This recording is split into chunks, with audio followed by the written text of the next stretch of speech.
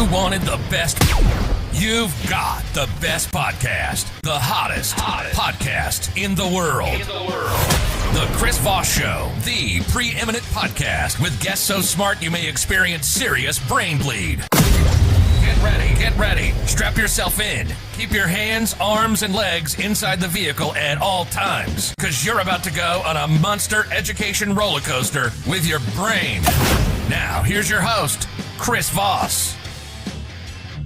Hi, folks. Chris Voss here from the ChrisVossShow.com, the ChrisVossShow.com. Hey, we're coming here with another great podcast. We certainly appreciate you tuning in. Be sure to refer the show to your family, friends, relatives. Get them subscribing to the podcast everywhere you can do that. Go to YouTube.com/Chris Voss. Hit the bell notification button. Also, go to Goodreads.com/Chris Voss and all the other groups we have for Chris Voss, the Chris Voss Show on Instagram, TikTok, all those different places. Check those out as well. Today, we have another amazing author on the show. His name is Lucas Bessire. He is the author of the new book that just came out May 18th, 2021, Running Out in Search of Water on the High Plains. So we're going to be talking about some interesting stuff here about what's going on with our world and environment. And this episode is brought to you by a sponsor, ifi-audio.com, and their micro iDSD signature. It's a top-of-the-range desktop transportable DAC and headphone app that will supercharge your headphones. It has 2 brown burr DAC chips in it and will decode high-res audio and MQA files. We're using it in the studio right now. I've loved my experience with it so far. It just makes everything sound so much more richer and better and takes things to the next level. IFI Audio is an award-winning audio tech company with one aim in mind: to improve your music enjoyment of quality sound, eradicate noise, distortion, and hiss from your listening experience. Check out their new incredible lineup of DACs and audio enhancement devices at ifi-audio.com. He is an American author, filmmaker, and anthropologist. His fieldwork has taken him across the Americas, from the Arctic and lowland to South America. He spent over a decade spent with the recently contacted Arroyo people, I'm not sure if I'm saying that correctly, in the Gran Quechua of Paraguay. I'll stand to be corrected after this, I guess. His travels brought him back to his ancestral homes in the Great Plains, and he is currently an associate professor of anthropology at the University of Oklahoma. Welcome to the show, Lucas. And did I butcher the Arroyo people? Thank you so much for having me, Chris. Yes, you butchered that. I'm sorry. But it's all right. It's Arroyo. How do you pronounce it? Arroyo. Arroyo. So yeah. My apologies to the audience. We just lost the Arroyo people. Gran Cacho, Gran Chaco, yeah. Gran Chaco? Now yeah. I'm hungry. Chaco Taco is a Taco Bell now or whatever. I don't know. But my apologies to our Paraguay audience that clearly has abandoned the show at this point. We'll try and get it right next time. But this is how we learn. So Lucas, welcome to the show. Congratulations on the new book. Give us your plugs so people can find you on the interwebs. Thank you. You can find the book at the Princeton University Press website or on Amazon. You can find out a little bit more about me and my projects at my website, lucasbessire.net. Mm-hmm. Mm-hmm. And so you wrote this book. What motivated you to write this book? Is this your first book?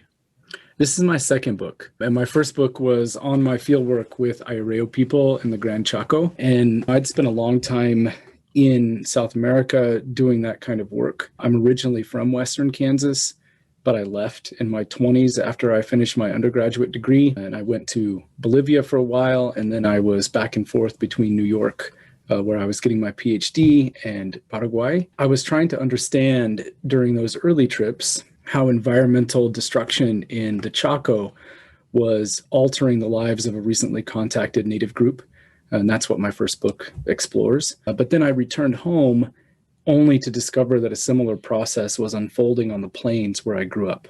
Oh, wow. And that had to do with the extreme depletion of the Oglala aquifer. The book began because I didn't know what to do with that. I was trying to understand how those logics were actually replicated in my own family history, how I was implicated in the things that I had been critiquing somewhere else, and how I could try to grapple with that environmental crisis, which was coinciding in 2016 with the rise of the American far in the public sphere, and with my own efforts to reconnect with my father and build a relationship that was more sustainable with him. It started there, and that began a journey for 2 years back and forth to Western Kansas that brought me face to face with my own complicity. It brought me face to face with the problems of industrial agribusiness in that area, and also with the kind of bigger conundrums of American democracy that many of us are trying to understand and grapple with, how we can get out of some of the divides that are really fracturing this country.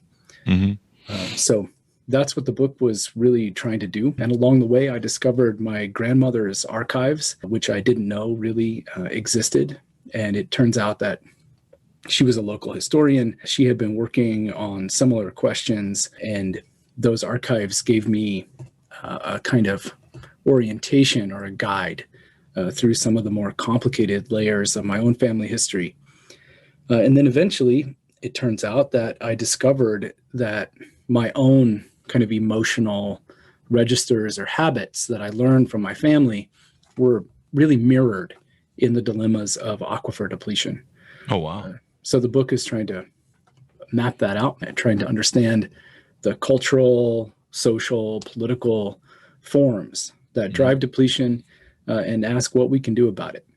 Okay. I guess let's lay a foundation on a few different terms on what an aquifer is. If you could explain that to some people that might be laymen in the industry of what an aquifer is and how it works. Yeah, thanks for that question, Chris. So I grew up imagining aquifers as these kind of massive underground lakes or oceans or rivers. And it turns out that's not exactly the way that many of them are. There's a lot of different kinds. Some of them are shallow, some of them are deep, some of them are porous. They have a lot of interaction with the surface. Some of them are hardly any interaction with the surface. They don't recharge hardly at all. And the aquifer that the book treats, and that is really under parts of 8 states in America and a huge part of the heartland and drives a huge portion of American agriculture, is the Oglala Formation of the High Plains Aquifer. The Oglala Formation seems to be a singular thing, but once again, it isn't. It's a more complicated story. So what it is, this unmapped mass of water-bearing sand. Some of it is gravel, some of it is sand. Some of the pockets are big and wide and flat, and they're connected. So if you draw from one part, it takes from another part. Other places or other parts of the aquifer aren't. They're confined, they're vertical, they can be interrupted, they can be layered in a lot of different ways. And so that complexity, which again is so vast that a lot of people don't really have it figured out as a whole unit, means that depletion operates in a very particular weird way. That's not exactly the kind of imaginary that I at least had as a kid, of one cup with a lot of different straws and it declining at the same rate. It's not really like that. So what's the size of this aquifer that you're talking about, this big one? It's huge. You know, it stretches under parts of 8 states in terms of the actual amount of water that's stored in it. I'm not a hydrologist, I'm an anthropologist, but people have done estimates and you can find that information pretty easily, but it's a huge amount of water. That's interesting. I know I lived in Vegas for about 20 years, and Vegas brings all its water in off of the natural springs or whatever aquifer that's underneath the desert there. A lot of people think the water comes from Lake Mead, but it doesn't. They have these pumps, as you probably know. They pump the bad water down into the ground to let it filter it, and they pump the other water up, which is an interesting thing, how they do that. Are you familiar with how that works in Vegas, I imagine? I'm not familiar with the Las Vegas case. I know that the Central Valley in California is also an intensive aquifer-based agricultural and social form. And there's other parts around the world where you have aquifers that are similar to the Great Plains Aquifer, the High Plains Aquifer, where they're confined and they're deep and they don't really recharge in a quick or even way.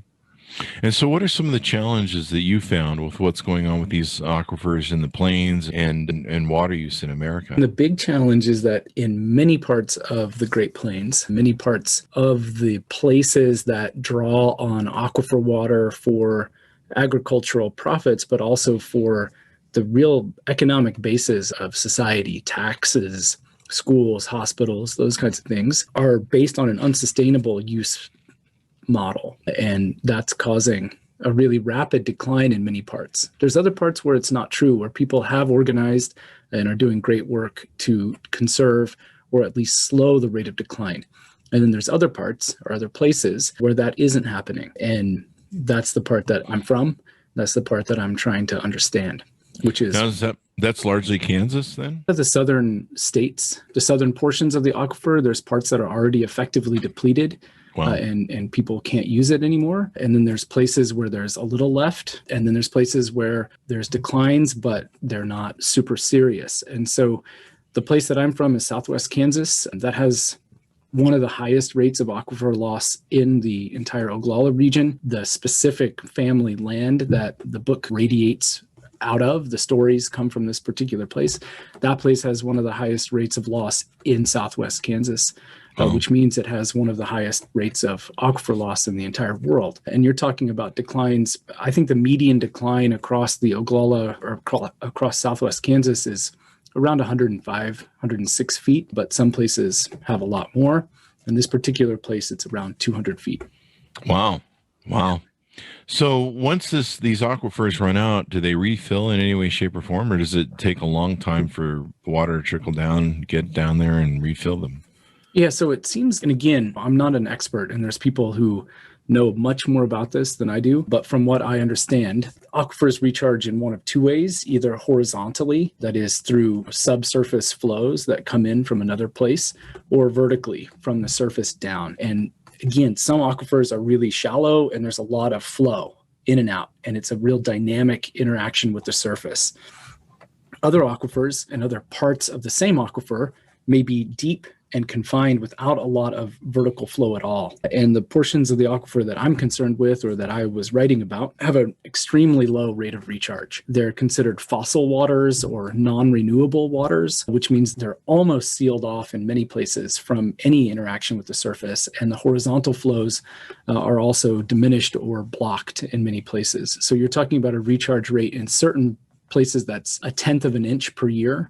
Oh, wow. Or maybe 1 inch per year. And then you're talking about declines of 6 feet per year or 8 feet per year. So recharge is really a dynamic question. It's something that's different in every spot, but then there are places in which recharge is basically not happening. And that means to recharge it by natural processes, you're talking about a timeline of way beyond a human lifetime. You're talking hundreds, thousands of years to recharge or replenish. So recharge is not really an answer for the kinds of unsustainable depletion in many parts of the Oglala. So you talk about different things that are causing this, possibly, I'm assuming possibly, industrial agriculture, eroding democratic norms, and the surreal interpretations of a looming disaster. So I imagine there's some politics of this that play in. And then we've seen industrial pig raising and stuff. Everything in our food these days is industrial scale. And you have to wonder, how much resources are being stripped from different areas for this. Tell us a little bit about that.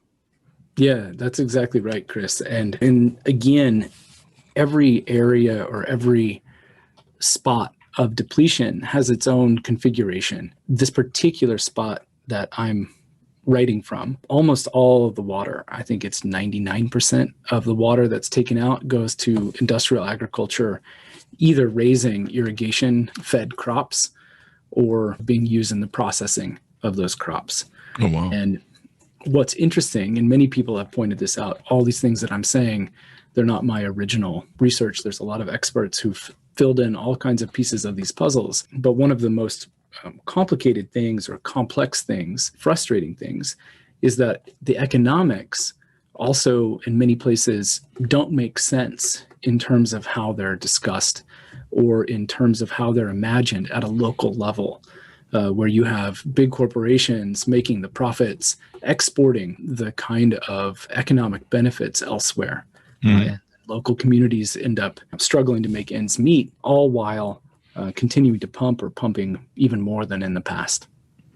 What do you think of the Nestle thing? If you're familiar with that, I think it's up in Oregon or somewhere in California. Nestle has like these rights where they can basically just drain this whole lake and area and water use, and they can just do whatever they want. It's like carte blanche or something. What do you think of stuff like that, or some of the other industrial stuff that's going on, like you say? I think that the water frontier is a really important one, and I'm really glad that it's garnering national attention. I think that all of these dynamics, you're talking immediately about questions of access, you're talking about questions of equity, you're talking about the limits of property, you're talking about the illusions of profit, individual profit versus collective profit, how profit's defined temporally. Maybe things make sense economically if you define it in one time scale, but if you stretch that out, maybe they don't make sense. And so you have a lot of different pressure points on a democratic system and on an American imaginary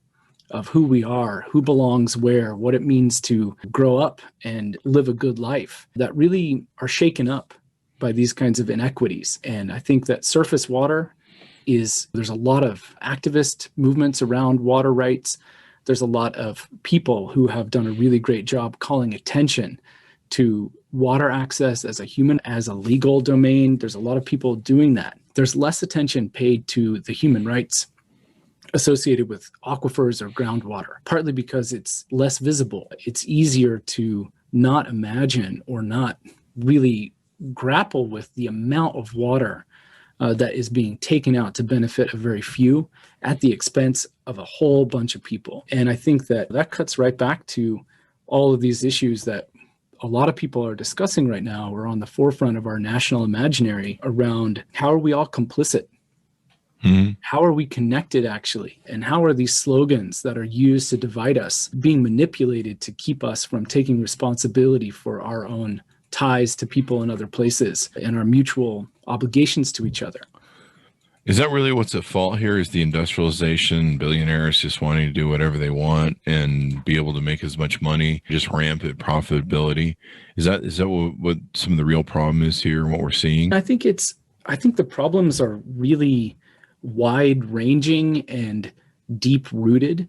And I think that there's a lot of different ways in which our logics for making sense out of the contemporary moment, our logics for understanding problems like aquifer depletion are already co-opted, and they prevent an effective solution from being found.